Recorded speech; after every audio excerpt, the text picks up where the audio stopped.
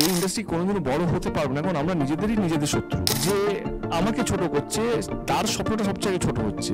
আজকে খাদার উপর দাঁড়িয়ে আছে, কিন্তু সত্যি বাংলা ইন্ডাস্ট্রি ফ্যামিলি নিয়ে ব্যস্ত আছে বলে কি হবে শেষ। দিস ইজ দীপক অধিকারী একে দেব, যে জেনজিদের ফেভারিট এবং এই মুহূর্তে বাংলা ফিল্ম ইন্ডাস্ট্রির সবচেয়ে প্রশংসিত অভিনেতাদের মধ্যে অন্যতম, যাকে একসময় বাংলার নেক্সট সুপারস্টারও বলা হতো। এবং সে তার কেরিয়ারের শুরু থেকেই বাংলা মুভি ইন্ডাস্ট্রিকে একের পর এক হিট মুভিজ উপহার দিতে শুরু করেছিল। বাট তার এই সফলতা দীর্ঘদিন স্থায়ী হলো না, আর সেই কারণেই 2007 সালে তার আই লাভ ইউ সিনেমাটা হিট হওয়া সত্ত্বেও তার কাছে 14 মাস অন্য কোনো মুভির অফারই আসেনি, যার অভিনয়, কথা বলার ধরন, অস্পষ্ট বাংলা উচ্চারণীয় একসময় তাকে অনেক ট্রোল করা হয়। বা মুভির পাশাপাশি 2014 সাল থেকে রাজনীতিতে যুক্ত হওয়ার পরেও তাকে অনেক কন্ট্রোভার্সির সম্মুখীন হতে হয়। আর এই সবকিছুকে টেক্কা দিয়েও সে দিনের পর দিন বাংলা মুভি ইন্ডাস্ট্রিকে একের পর এক অন্য ঘরানার ছবি আর বিভিন্ন সুপারহিট মুভিও উপহার দিয়ে গেছে, যেখানে দেবের সমসাময়িক অ্যাক্টররা বিগত কয়েক বছর ধরে হিট মুভি দিতে ব্যর্থ, যেখানে আজও তারা সেই বস্তা পচা অ্যাকশন মুভি নইলে সিরিয়াল মার্কা কোনো মুভি আর তাছাড়া সাউথের কপি করা মুভি দিয়েই কাজ চালাচ্ছে। আর মূলত এই কারণেই বাংলা সিনেমা দেখার জন্য দর্শক আর হলমুখ হচ্ছে না। আর এসব দেখার পরেই আমার মাথায় একটা প্রশ্ন আসে যে তাহলে কি দেবের অ্যাক্টিং ক্যারিয়ারেরও দি এন্ড হতে চলেছে, নাকি বিগত কয়েক বছর ধরে টনিক, প্রজাপতি, গোলন্দাজ, বাঘাযতীন আর রিসেন্টলি খাদানের মতো কমার্শিয়াল ছবি বছরের পর বছর উপহার দিয়েই দর্শককে আবারও হলমুখী করতে পারবে দেব? এই সব কিছু নিয়েই আজকের ভিডিওতে চুলচেরা বিশ্লেষণ করেছি, যেখানে আমি বাংলা সিনেমার হিস্ট্রি, দেবের বাংলা সিনেমা ইন্ডাস্ট্রিতে এন্ট্রি, তার সাকসেস, তার ডাউনফল বা দেবের আবারও কমার্শিয়াল সিনেমাতে ব্যাক, এই সব কিছু নিয়েই বিস্তারিত আলোচনা করেছি এই ভিডিওতে। তাই ভিডিওটা শেষ অবধি দেখো। 10 বছর আগে এরকম মুভি বিন্দাসে দেখেছি, সেই দেবদা পুরোনো আবার সেই অ্যাকশনে সুপার। খাদান বই অপেক্ষায় আবার যে একা সব ওই সর্দার।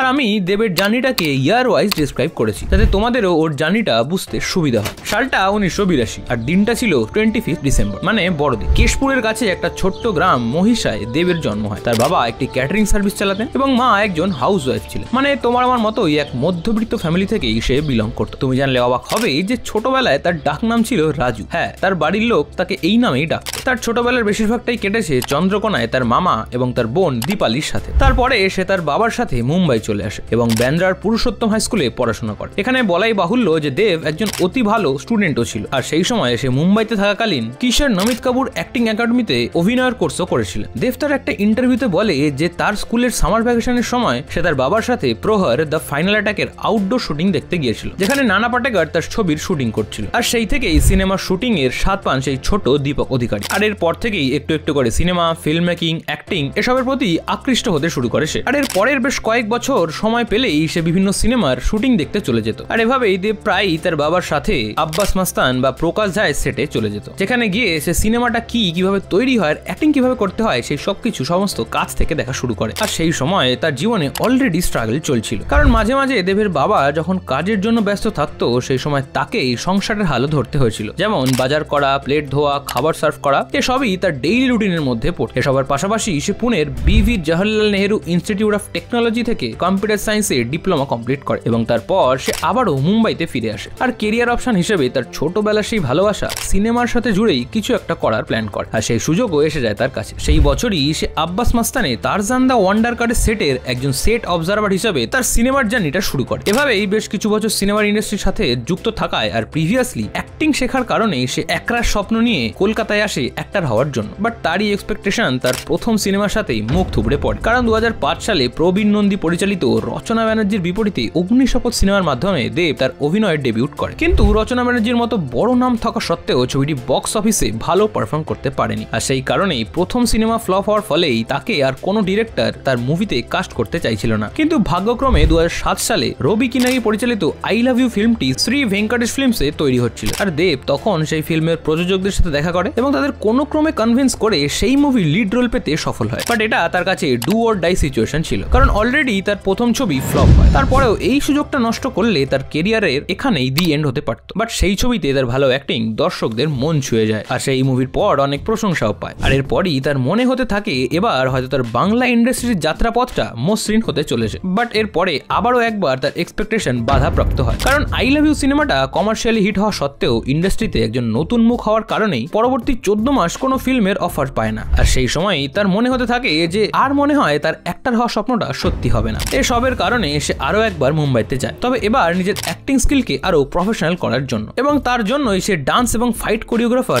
এজেস গুলাবের কাছে অনেক মাস ট্রেনিংও নেয়, যিনি লোখন্ডওয়ালা শুট আউট এবং মিশন ইস্তাম্বুলের মতো সিনেমাতে অলরেডি কাজ করেছেন। এরপর 2008 সালে কোয়েল মল্লিকের সাথে প্রেমের কাহিনী দিয়ে সে আবারও বাংলা ফিল্ম ইন্ডাস্ট্রিতে কামব্যাক করে, এবং এই মুভির পরেই সে একজন নিউ কামার হিসেবেও বাংলার দর্শকদের মন জয় করা শুরু করে। এবং এরপর 2009 সালে শুভশ্রী গাঙ্গুলির বিপরীতে পরিচালক রাজ চক্রবর্তীর অ্যাকশন রোমান্স সিনেমা চ্যালেঞ্জও সমানভাবেই জনপ্রিয়তা পায়। এরপর থেকে আর পিছনে ঘুরে দেখতে হয়নি দেবকে, কারণ এরপর থেকেই সে তার কেরিয়ারে একের পর এক হিট ছবির মাধ্যমে 2014 সাল আস্তে আস্তে তার কেরিয়ারের সাফল্যের চূড়ায় উঠে যায়, যেখানে চ্যালেঞ্জের পর 2010 সালের ডিসেম্বরে দেব শ্রাবন্তী সেদিন দেখা হয়েছিল রিলিজ হয়, যেটা 2010 সালের হিট সিনেমাগুলোর মধ্যে একটা ছিল। আর সেই সিনেমা থেকে অনসেটে দেব আর শ্রাবন্তীর জুটির কেমিস্ট্রিও দর্শকদের ভালো লাগতে শুরু করে। এছাড়া এই সিনেমার খোকা বাবু যায় গানটাও সেই সময় বানানো সবচেয়ে কস্টলি গান ছিল, আর সেই থেকেই সে একজন ভালো অভিনেতার পাশাপাশি একজন প্রতিষ্ঠিত ডান্সারও হয়ে ওঠেন, যার জন্য দেব 2010 সালে স্টার আনন্দের সেরা নতুন প্রতিভা পুরস্কারটাও পান। এরপরে 2011 সালের জুন মাসে রাজীব বিশ্বাস পরিচালিত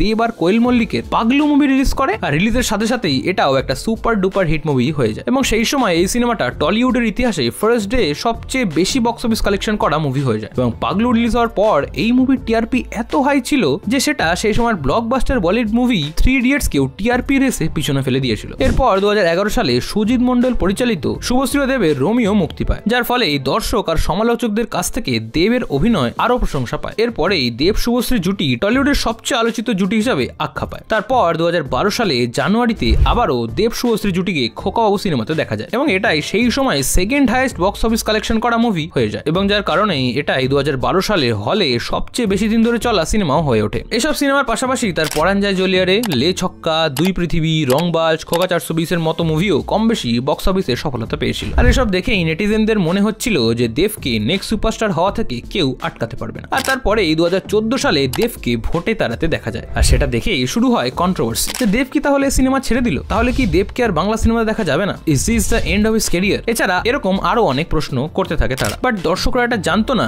যে এটা তার নতুন একটা শুরুর ইঙ্গিত দিচ্ছিল, কারণ এর পর থেকে একজন ভালো অভিনেতার পাশাপাশি সে একজন দক্ষ পলিটিক্যাল লিডারও হয়ে ওঠে, আর বাংলা ফিল্ম ইন্ডাস্ট্রিকে চাঁদের পাহাড়, জুলফিকার, অ্যামাজন অভিযানের মতো হিট আর অন্য ঘরানার কমার্শিয়াল ছবি উপহার দিতে থাকে, যেখানে অ্যামাজন অভিযান আজ অব্দি সবচেয়ে বেশি বক্স অফিস কালেকশন করা কোনো বাংলা ছবি। আর এসবের ফলেই সে আবারও লোকের সমালোচনাকে ভুল প্রমাণিত করতে পেরেছিল, তার সাথে আবারও দর্শকের মনে জায়গা করে নিতেও সফল হয়েছিল। বাট তার এই সফলতা যেন দীর্ঘদিন স্থায়ী হলো না, কারণ এর পরে 2018 থেকে 20 অব্দি তার কেরিয়ারে একটা মস্ত বড় ডিপ আসে, কারণ এই সময় তার বানানো মুভিজ যেমন কবির বা পাসওয়ার্ড দর্শকের মনে তেমন জায়গা করতে পারেনি। আর এই সময় বাংলা ফিল্ম ইন্ডাস্ট্রিতে রিমেক মুভিজের সংখ্যা ক্রমশ বাড়তে থাকায় বাংলার দর্শক যেন হল বিমুখ হয়ে পড়া শুরু করে, কেউ যেন বাংলা সিনেমা দেখতে আর হলে যেতে চাইছিল না। আর এই ভরসে ঘি ঢালে কোভিড-19, যার ফলে এই দেশ জুড়ে লকডাউনের ফলে সিনেমা হলে যাওয়া দর্শকের সংখ্যাটাও আরো কমে আসে। আর কোভিডের পরবর্তী সময়ে যেখানে হিন্দি ছবির রমরমা আগের মতোই থাকলেও বাংলা সিনেমা দেখার জন্য কেউ আর হলে যাচ্ছিল না, যার ফলে বাংলার হলে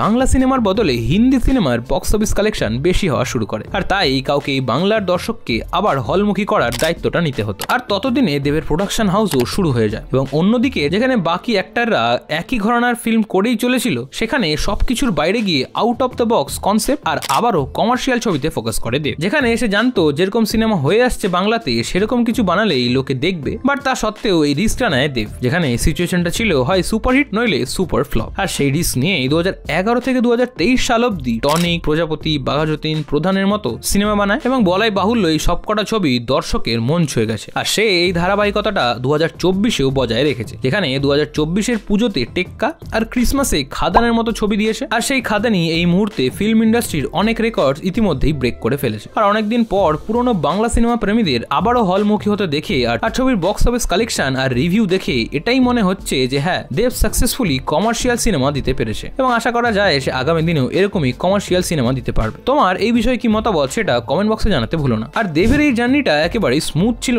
সেটাও কিন্তু নয়, তার এই 18 বছরের ক্যারিয়ারে এসে অসংখ্য ট্রোল আর কন্ট্রোভার্সির শিকার হয়েছে, বাট সেসব কিছুকে পাত্তা না দিয়েই তার নতুন কিছু করার খিদেটাই তাকে এত সফল বানিয়েছে। প্রথম তার অ্যাক্টিং, অস্পষ্ট উচ্চারণ বা তার ডান্স সবকিছু নিয়েই ট্রোলের শিকার হয়েছে সে। এছাড়া শুভশ্রীর সাথে সম্পর্ক বিচ্ছেদ বা রাজনীতিতে আসা নিয়েও কম কথা শুনতে হয়নি তাকে। আর এসব কিছুকে ট্যাকেল করে দর্শকদের ভালো সিনেমা উপহার দেওয়া আর বাংলা ফিল্ম ইন্ডাস্ট্রিতে নতুন কিছু করার খিদেই তাকে সুপারস্টার বানিয়েছে। সেরা হয়েছে, সেরা আলাদা লেভেলে, এক্সপেকটেশনের থেকে উপরে, 10-এ 10। অসাধারণ, দারুণ সিনেমা, দারুণ লেগেছে। তার বহুদিন পরে আবার পুরনো দেবদাকে ফিরে পেলাম।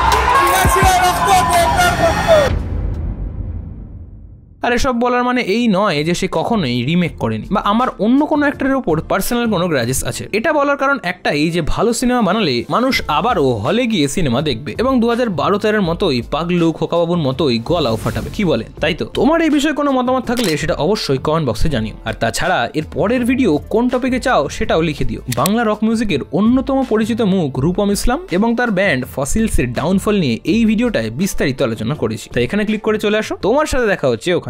টাটা।